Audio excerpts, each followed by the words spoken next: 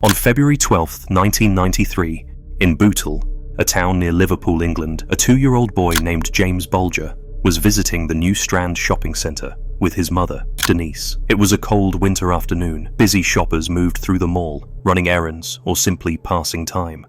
Denise and James had come out for some grocery shopping. At around 3:40 p.m, Denise entered A.R. Tim's butcher shop on the lower floor of the mall. In that moment, she briefly let go of James's hand to pay for her purchases. Within minutes, James was gone. Unseen by Denise, 2 local boys, Robert Thompson and Jon Venables, both aged 10, had been observed wandering around the shopping centre. Skipping school that day, they had spent hours loitering in the area, occasionally shoplifting small items like sweets, batteries, and a can of blue Humbrol modelling paint. Surveillance cameras recorded their movements throughout the day.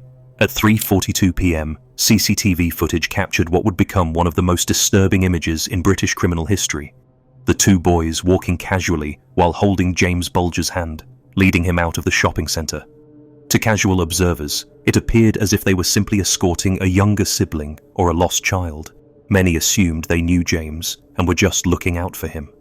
The boys took James out of the mall and onto the streets of Bootle. Over the next 2 hours, they led him on a 2.5-mile walk through Liverpool to an area called Walton. Along the way, approximately 38 people saw the group. Some adults found it strange, but did not intervene. The boys claimed James was their brother or a lost child they were taking to the police station. At one point, the boys took James into a pet shop, but were asked to leave. Witnesses noted James looked distressed with a visible injury to his head, which was later determined to have come from being dropped. Despite this, no one connected the dots or acted to stop the boys. When they arrived near a railway line in Walton, across from a police station, the boys hesitated, but then continued.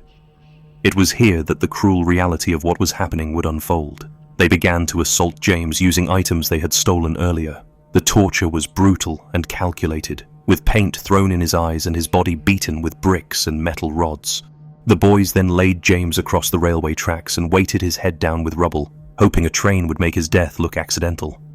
Shortly after, a train struck the boy's body. His remains were found 2 days later by children searching for footballs. The abduction shocked the nation, not only because of its brutality, but because the perpetrators were children themselves, only 10 years old. The case challenged assumptions about childhood innocence and raised urgent questions about how society protects its youngest members. After James Bulger was taken from the shopping centre, the clock began ticking, not just for those searching for him, but for the unfolding investigation that would soon grip the entire country. James was missing, and no one knew the full extent of what had happened. Following the CCTV footage that showed Robert Thompson and Jon Venables leading James from the New Strand shopping centre, detectives quickly focused on locating the 2 boys. Thompson and Venables were reportedly known to the police for petty theft and mischief, but nothing on the scale of what they would soon be charged with. James's body was found 2 days later on a railway line in Walton, with clear signs of severe abuse and fatal injuries. His head was battered, and his eyes had paint splashed into them. The tracks confirmed that a train had struck the body. Forensic evidence showed the injuries were sustained before the impact, indicating a deliberate, prolonged assault.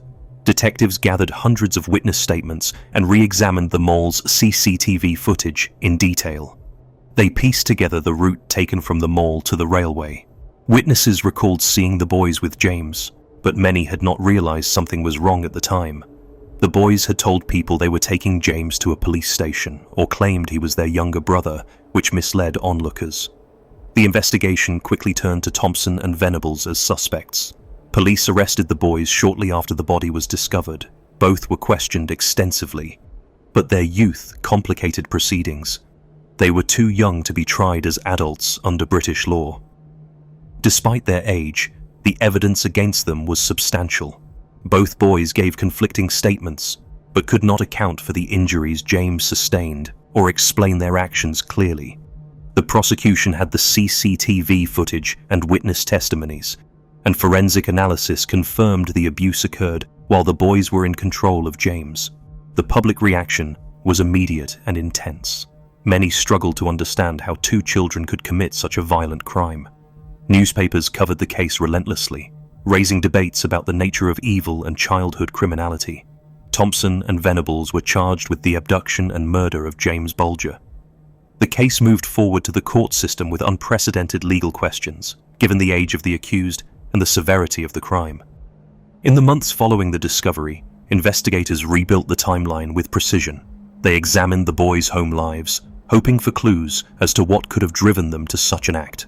Both had troubled backgrounds, but nothing that visibly foreshadowed this tragedy. The trial of Robert Thompson and Jon Venables began on November 1st, 1993, at Sessions House in Preston, England. The boys, aged 11 by the time of the trial, faced charges of abduction and murder, charges that would make them the youngest convicted murderers in modern British history. The courtroom was unusual for defendants so young. Thompson and Venables did not have the usual protections afforded to children. They were tried in an adult court, seated in a raised dock apart from their parents, but accompanied by social workers and guards.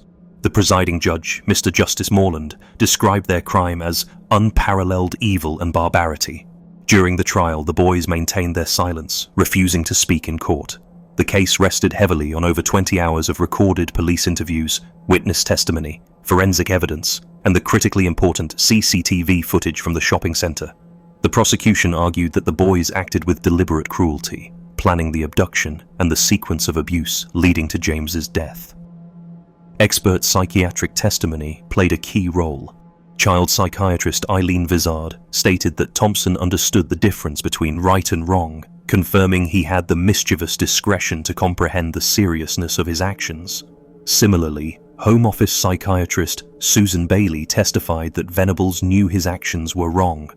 This rebutted the legal principle of doli incapax, which presumes young children cannot be held criminally responsible.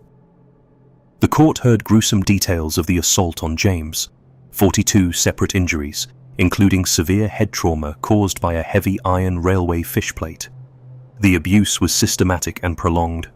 The boys' intention to mask the murder by placing James's body on the railway tracks was also emphasized. On November 24, 1993, Thompson and Venables were found guilty of murder. The judge sentenced them to indefinite detention at Her Majesty's pleasure, the juvenile equivalent of a life sentence, with a recommendation that they serve a minimum of 8 years. The sentences sparked national and international debates over juvenile justice. The public grappled with the fact that children so young could commit such a violent and calculated murder. Opinions diverged on the boys' potential for rehabilitation versus the need for justice and public safety.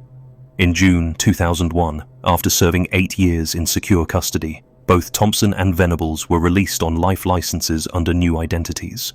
Their release was met with public outcry and intense media scrutiny.